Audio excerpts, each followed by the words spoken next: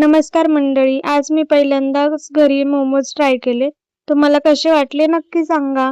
यासाठी मी प्रथम एका ताटात थोडा मैदा घेतलाय. त्यात तेल, मीठ टाकून मिश्रण एकत्र करून त्यानंतर आपण कणिक मळतो तसा त्याचा सॉफ्ट असा डो मळून घेतलाय आणि 10 मिनिटं रेस्ट होण्यासाठी ठेवलाय. तोपर्यंत मी एका कढईत तेल टाकून थोडे तेल तापले की त्यात लसूण टाकलाय. लसूण चांगला फ्राय झाला की मग त्यानंतर त्यात टाकलाय मी कांदा. कांदा पण मी थोडासा शिजवून घेतलाय.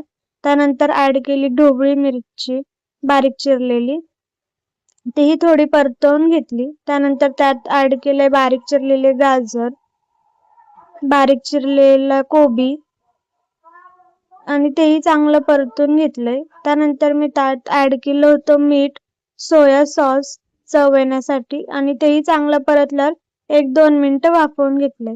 तोपर्यंत मी इकडे आपण जसं पुऱ्या लाटतो तशा मैद्याचा जो आपण डो रेडी केला होता त्याची पुडिंग बनवली. त्यात आपण केलेले मिश्रण ऍड केले आणि त्याचा मोमोला जसं शेप असतो तसं देऊन दिला. तोपर्यंत मी एका ठिकाणी पाणी तापायला ठेवलं. त्यात मी थोडा वेळ ते वाफवायला ठेवले. 1-10 मिनिटं वाफवल्यावरती रेडी आहेत आपले मोमोज.